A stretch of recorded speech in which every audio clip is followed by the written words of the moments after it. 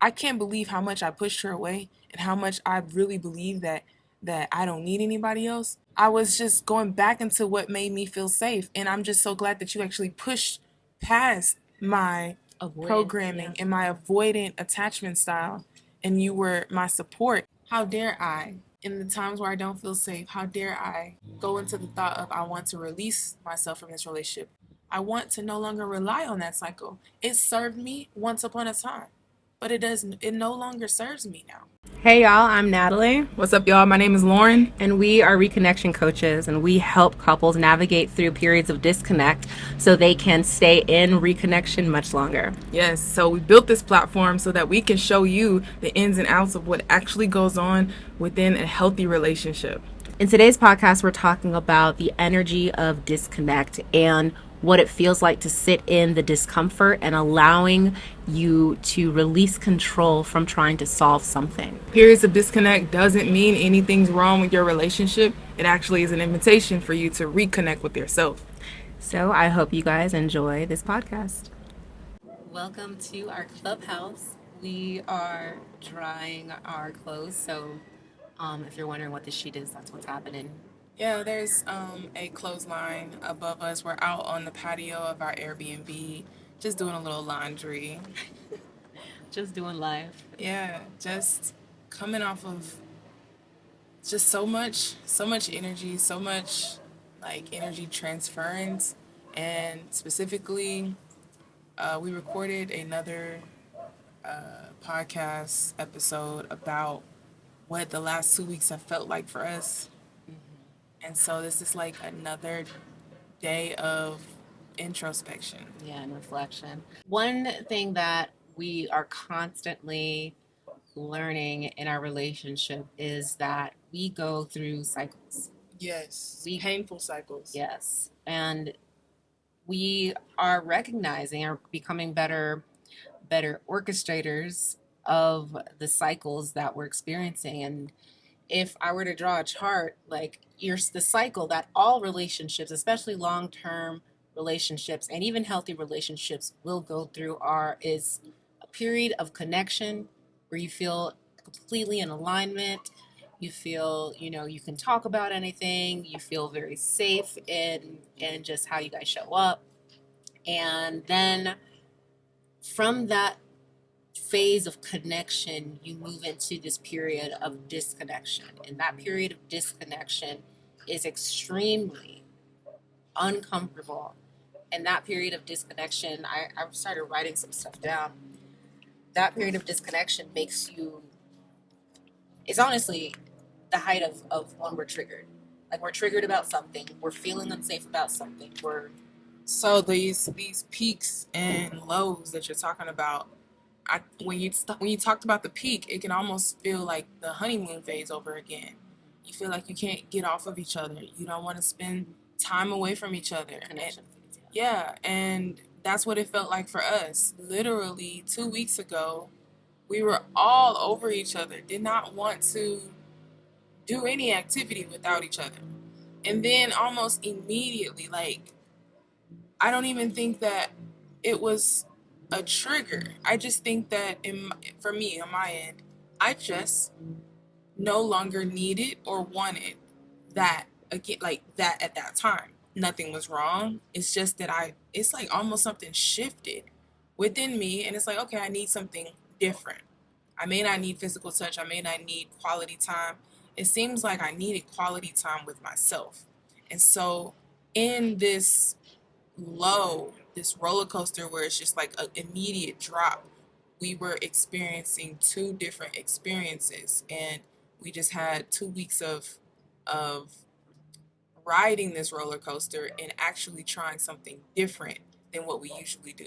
That is probably the key in first just like identifying what the cycle is that you guys go through, but being able to understand the cycle to a degree where you can start to shift and break what usually happens to see if you can get to another or a new result. And I always like to, and this new result hopefully will bring you to from your disconnection into like repairing whatever's going on, reconnecting with each other, and then elevating or like just bringing you and your relationship just to another level of understanding, another level of connection, another level of appreciation of each other. And so every single time we go through this cycle, it is it's heart wrenching, it's gut wrenching. But why did it feel so gut wrenching for you in your experience? For me in my experience, I'm turning inward, and I am faced, because I definitely think it's because of my anxious attachment style. I'm faced with like feeling this deep level of shame, of guilt, questioning myself. What did I do wrong? What more could I do? You know, like, why am I this person? Why can't I meet you in what you're asking for? And so it's like it's shining a light on things that I don't even like, I guess, about myself, or I'm realizing that is like, why am I doing this, or why am I this person? So that was your response to, I think, like going into the actual experience. You reached out and tried to touch me, or reached out to connect as we were before, not too long before. Mhm. And when you said you experienced rejection, and so that is what triggered That the feeling. um the feeling of unsafety. It's like, oh, she doesn't want to touch. Oh, She's rejecting my. yeah, what did I do? What did what did I do to make her not want to touch me? And so I think more so, why is it that I need to feel the need to reach out to her? In Why can't I be okay in sitting with myself when I'm feeling this anxiety? Why am I reaching out to her and causing this weight, that it seems like you're having to hold this weight, this emotional weight, to be my grounding? did you recognize that it was anxiety? Like, what was that Yay. experience like for you? Um, I recognize at the very beginning, of what this disconnect started, the anxiety that started like rising within me, just noticing that you're wanting to spend more time by yourself, and really sitting and feeling like the uneasiness and the decentering that happens within me, because now I'm like getting super in tune to you and what you're going through and what you're feeling, and you're telling me like you're fine, you're okay, like there's nothing wrong. But I'm just like, how is there's nothing wrong when just last week we were all over each other? It does. To me, the shift didn't make sense, and to you it's like, this, I don't, you were explaining to me like, I don't need anything from you. I don't. And to This me, is like what you were trying to provide. I think at that initial conversation, I was saying, I'm not needing that right now. I understand that you need it, but I'm not needing it right now. I'm sensing that I'm needing something else, and I'm trying to go within to fulfill that. What you told me was, well, when you turn inward and you are disconnecting from me, I feel lonely. I feel alone. And you trace that back to an experience you had. when I'm going through this period of disconnect and we're sitting in these really uncomfortable feelings, that's triggering me to do, or to make something happen, or to reconnect or something like that, that is a time for that, forces me to think like, all right, when have I felt this feeling before? When have I experienced this level of abandonment or loneliness Or rejection. or rejection? As women, period, you always kind of go back to that mother relationship, or parental. Yeah, it could be your mother or your father.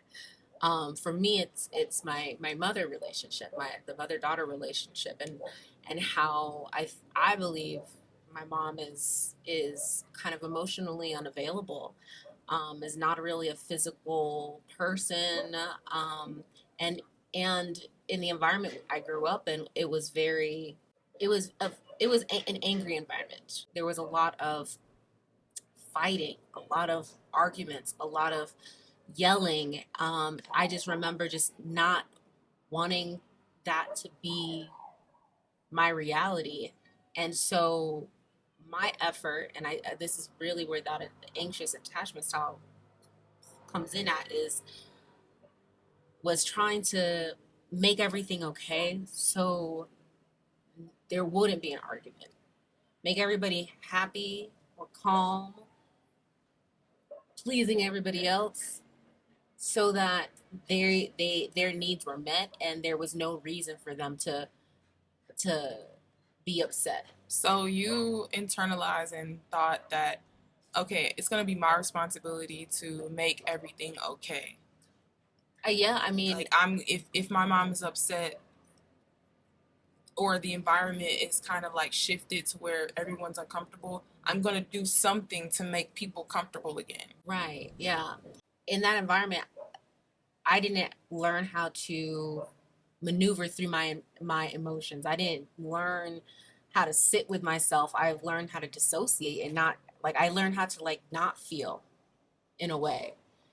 When it comes to other people's emotions? When it comes to even my own emotions. Okay, so you were responding to the shift and the uncomfortability in the house. Mm-hmm. You took on that responsibility of trying to make people feel comfortable in the house. Mm-hmm. And without trying to deal with your own emotions, you dissociated from your emotions and you went straight to into fixing mode. Fixing, yeah. And you're like, there must be an action that I can take to make you feel better. Right. And so that made you neglected your feelings all this time. Right, right. And so in that space, in this cycle, predominantly, I really sat with that initial twinge of anxiety that is the culprit of pushing me to do something. Mm-hmm. And that's like where the disgust, it's not like I was disgusted at myself, it just felt disgusting to feel. And I think that that's one of the things that we always do. We're always running away from these nasty, like, uncomfortable feelings, and we're focused on trying to move past it and do something to fix it to not feel that feeling. And that's natural. We don't like to feel bad. I hate feeling bad.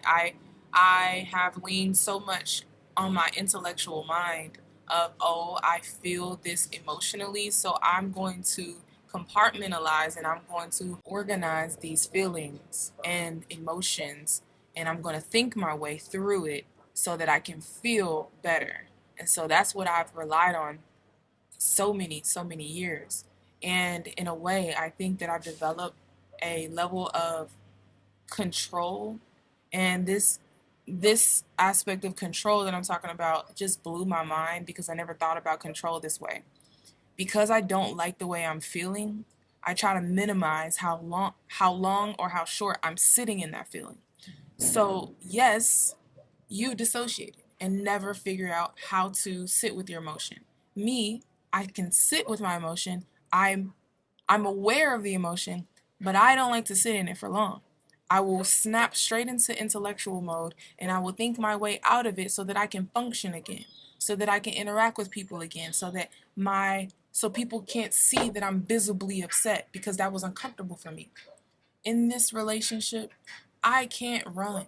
I can if I want, but I don't want to because this relationship is so healing to me. I think that I've realized that it is not about how much I love you. It is not about what you do for me in this relationship. It's not about any of the transactional things or all of those things are great, but the reason why I stay and the reason why I love this relationship so much is because I get to learn about myself in ways that I did not get to learn about myself when I was single or in any other situation. This is the part that people don't like to look at or don't really analyze. Your relationship is not what you can do for me, even though you are showing me this mirror that we talk about all the time. But it is a way you're in relationships, not so that you can be together forever and that you can get married and live happily ever after, although that's the result that everybody's attached to. But the real reason why you are in relationships is because you want to know who you are, what you are, and how you show up in this world. That is literally why you incarnated into this realm, is because source, God, whatever you want to name it, you want to get to see yourself in ways that you cannot see yourself. This microphone cannot see itself. I can see the microphone. I can see what color it is. I can see how it sounds and what it's doing for this video. But there are some ways and some ways that that objects and people and things cannot see themselves. And that is what's so exciting to me. And that's why I do this work, and that's why I subject myself to the pain that comes along with awareness.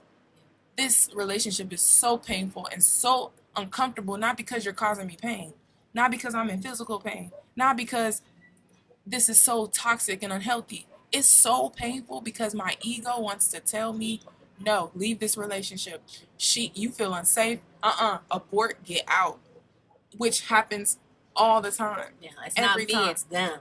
Yes, girl. When we be, oh my gosh, my ego is trying to just put blame on you, but I realize like in this 2 weeks, I've never been able to sit with the uncomfortability for this long. I would force us to have conversations within the 24-48 hour span. Yeah. And talking about that, about how you kind of would force premature conversations to essentially pull us to the finish line. Yeah, because I was so uncomfortable. Like, we don't need to fight and argue. Let's talk about this. And I did not know that I wasn't creating space for you to expand. I didn't know that I was hindering your expansion. In your own personal journey, you have the you have should have the space to expand and contract on your own timing. And I had no idea that I was In a way, hindering that. in my experience in like our dynamic, um, you pulling us to the finish line did not help the anxiousness that I felt, the shame that I felt, the guilt that I felt. It just strengthened that. Yeah. It continuously perpetuated it, because that now you're telling me how you're doing all this work, carrying the load of our relationship on your back to make sure that we're good, and all I've ever asked is for space and time. And I didn't know what that looked like. When you said give me space and time, I had no idea what that looked like until this time. And I didn't talk. I didn't start conversations. I didn't ask you what your thoughts were. Hey, my famous line is like, hey, what's going on in your head? And I feel like your little characters from Inside Out is like going around in a circle like, oh my gosh, she just asked a question, oh my god. If you watch any of our previous videos, you always talk about how you go through this anxiety because I'm asking you questions, and it makes things worse. And I always thought like, it's just questions, it shouldn't make you feel this way. Yeah, but for me, it's like I should have an answer. Why don't I have an answer? It's because for me, I'm a very, I call myself an emotionally rich person, meaning that I feel everything. I don't necessarily am thinking about what's happening. I'm feeling what's happening. And so sometimes words are not even enough to connect with you in terms of what is going on. Yeah. And sometimes I don't even know, especially with my own self being so detached from my core, my true feeling. Like, I have to sit with myself. You asking me, how much time do you need? How much time is it going to take for you to heal? That's such an ambiguous question. I don't know.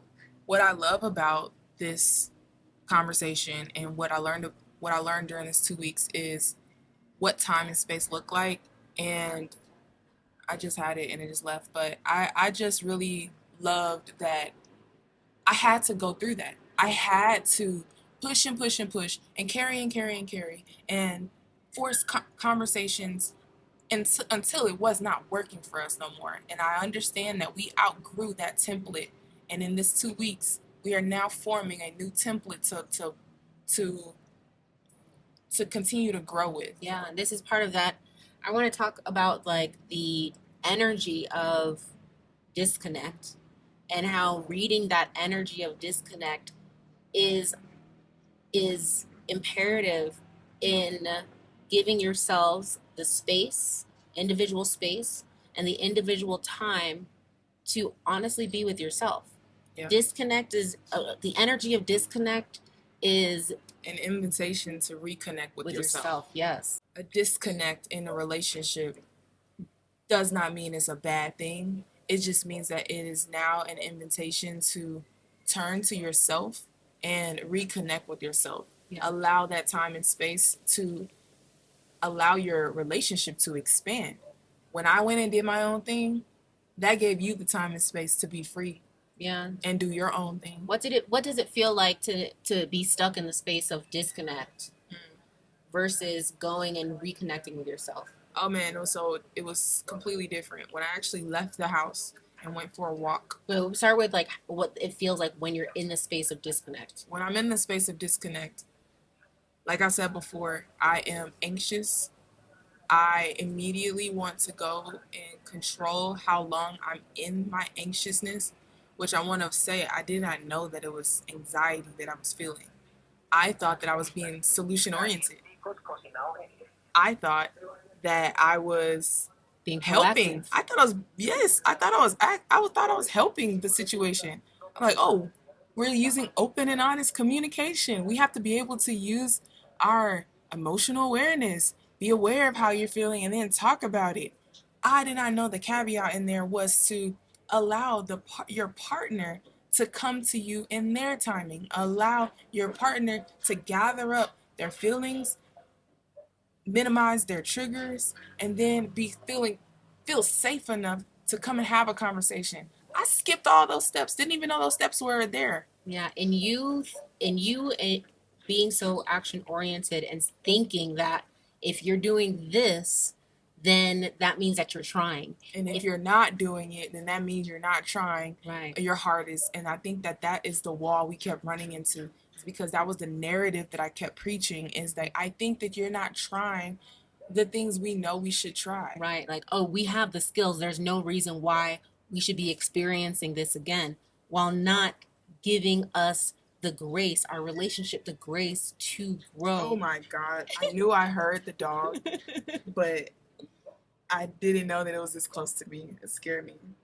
What up, little nigga?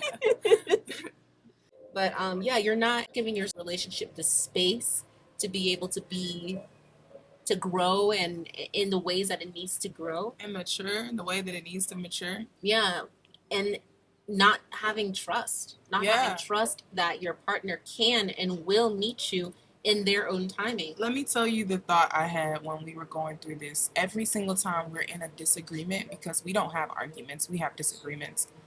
When we have a disagreement, I have this internal belief that if I am not being proactive in trying to fix the relationship and fix what I feel like is broken, fix whatever conversation that made her feel unsafe, that the relationship would crumble.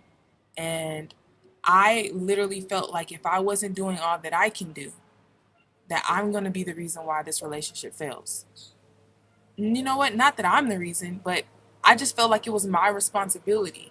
And in that, I felt all my energy depleting. I felt like I was spending so much energy in trying to have these proactive conversations, and I ran into this like burnout. I ran into this burnout, and you know what I did next? I came to you and I was like, I don't like the way I feel, because I feel like I'm giving all this energy, and if I don't do these things, then our relationship, I was projecting onto you that, hey, I'm putting in all this energy, which is just an internal pressure that I gave to myself, because I did not know that my internal belief I thought that if I don't do it, that 2 weeks was hell for me, because I really thought that our relationship was going to end. And that is really interesting that you say that, because anytime we get to this I'm like, flight. I didn't know that this was flight for me. Flight, yeah. The last time you 6 months ago we went through this again.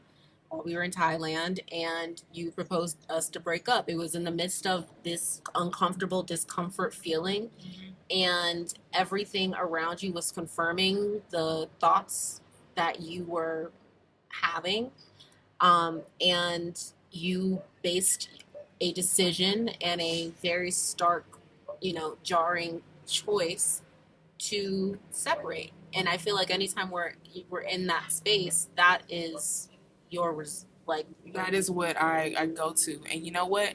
I was like, you know what? I'm going to stop that cycle. This time around, I'm not going to go there. I'm going to allow my thoughts to be present. Fine. You feel like this relationship is about to end. You feel like y'all are energetically misaligned. You feel all these things. You feel like it's her fault. You feel like her insecurities are getting in the way. I let those thoughts be there. And I thought about it.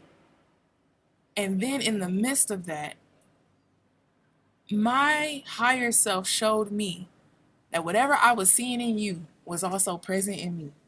I saw my own insecurities. I saw my own inner child feel so unsafe and felt like I needed to push everybody away because that's what I learned when I was younger. And that's what I relied on. And that was a previous experience that I relied on. And I was like, you know what? Let's start pushing her away because she is the ops. Like, you know, and I keep saying it because it blows my mind, but I'm so glad that I got to get out of that and see it for what it was. But you had to sit in the energy of discomfort. Yes. To be able to be, I don't want to say be okay, because feeling just that energy of not being able to talk to me, or vice versa, or not being able to look at me the same, or all the thoughts spiraling in your head, that is the energy of disconnect. And in that space, any kind of solution that you're trying to get to, it's not going to be long term. It's not going to be something that is lasting, because neither parties are in a space to come together, to have their triggers and have their nervous systems calm to a place where they can be receptive to that. We're energetically different. I was not open to receive. You were not open to receive. We turned our receivers off. We weren't going to hear each other. We could have said the same words that we spoke to each other on yesterday and the day before. We could have said that 2 weeks ago and it would not have transferred. It would not have been received and accepted because we were operating still out of a place of hurt and out of a place of unsafety. We had to first reach safety first. What do I need? I needed to disconnect from you. You showed me something about myself that I didn't like. It ruffled my feathers. You were shown something that you didn't like. It ruffled your feathers. So then we had to disconnect, go within ourselves, and really look at it and just say, okay, I feel safe now. Oh my gosh. In the midst of this, I'm on my period, okay? That's a whole other thing. Side note, I had a really, really bad experience. I've been having these for a really long time, but in the past year, I've had 2 excruciating bad periods, bad menstrual cycles that left me in debilitating? Debilitating pain. I was, on the day that I left the house and we went to go spend time by ourselves, I was ending my day and I decided to stop at the mall and my cramps started to start. And I could not walk. I sat on a bench next to strangers and asked a stranger if she had medicine. My pains were getting increasingly worse and I was on the floor in the bathroom in fetal position in pain. You know what? I called you and you asked me how was I doing and you saw that it was one of those periods and I told you not to come. Yeah. In the midst of pain and in the midst of I still decided to push you away and just say, hey, don't come. Not because I was mad at you, not because I didn't think that you was going to help or anything like that. I was so comfortable being by myself and being my support that I was unwilling to let anybody support me. There was a young boy who helped me to the restroom, carry my bag and everything. And I barely wanted his help. I'm so grateful for him, but I barely wanted his help. She eventually came. You messaged me that you were in pain and that your cramps had started.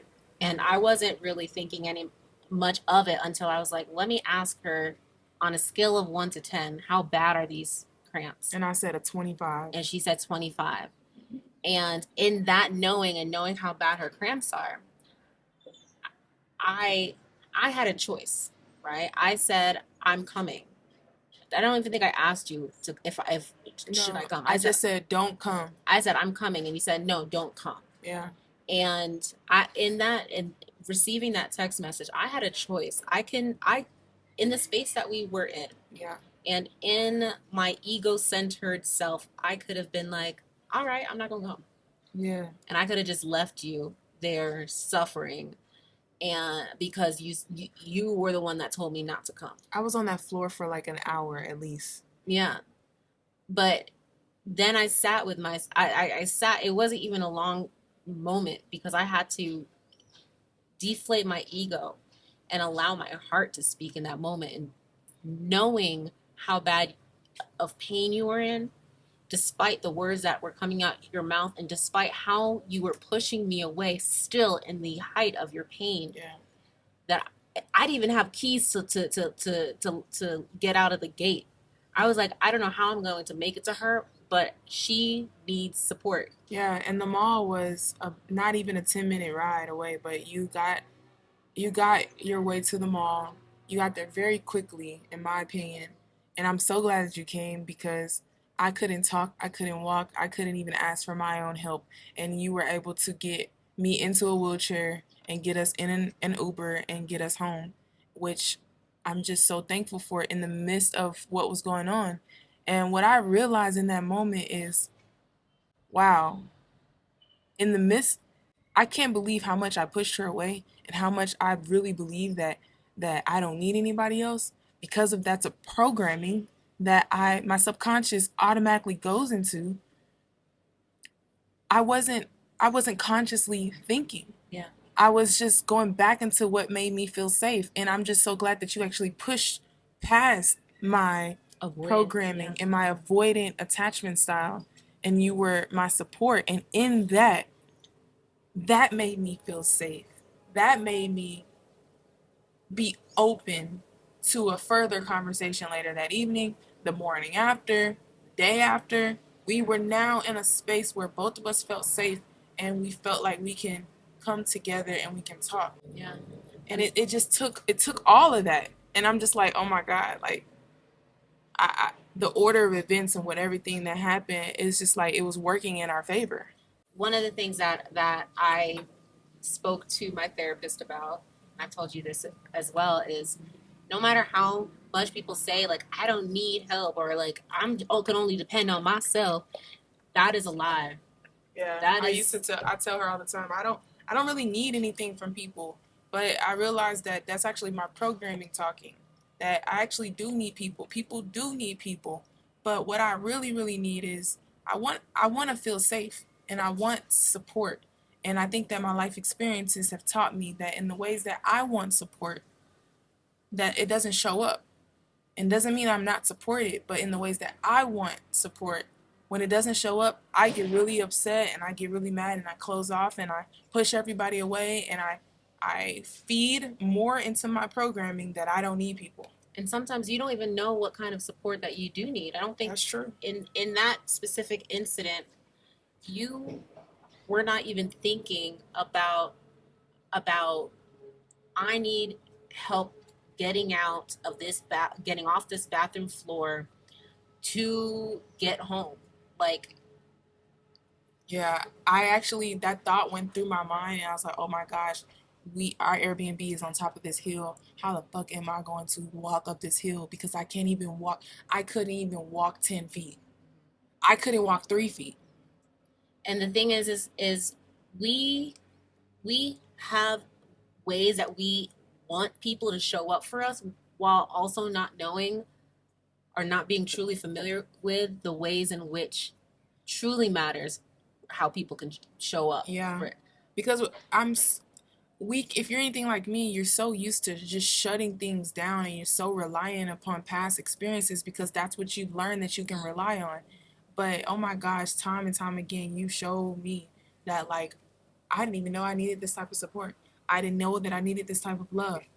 You didn't know that you needed to feel seen or feel free to express yourself. Yeah, I'm learning different parts of my inner child that I have never in so many years I've lost contact with this inner child. And this relationship, how dare I, in the times where I don't feel safe, how dare I go into the thought of I want to release myself from this relationship and flight and avoid and continue to avoid. I want to break that cycle. I want to no longer rely on that cycle. It served me once upon a time, but it no longer serves me now. I am now in a safe relationship where I can rely on somebody. She can see me even when I am pushing her away. She can support me in ways that I didn't even know that I can even want support. And so I'm now declaring I'm breaking that cycle. My ego, I'm going to have a talk with her because we're going to have more experience. We're going to have to pay attention to more future and present experiences that we can rely on. We no longer have to rely on when we were 7 or when we were 3 and when we were 12. That support is not relevant to us right now. We right now have a healthy relationship, and I cannot run every time it gets hard or it gets tough. I think this is a good ending. Yeah. Well, I hope you enjoyed being in our clubhouse. Please comment below how this resonated with you, which part resonated with you, and what are you currently learning throughout your cycles, your relationship cycle, your familial cycles, not your menstrual cycle, but your relationship cycle. I mean, shoot, sometimes your menstrual cycle can be causing your relationship cycle. That is so true. So many circumstances can The moon cycle. Yeah, everything, man. Dive into it, journal about it, message us about it. I truly enjoyed this talk, and even though this 2 weeks was so hard, I learned so much with just sitting with my uncomfortable feelings. So now I learned to use less words and just release and detach and to release the control. I don't have to control how long I'm sitting in my uncomfortableness. I can just let that be an invitation to show me me. Thank you for showing me. All right, y'all. Bye, y'all.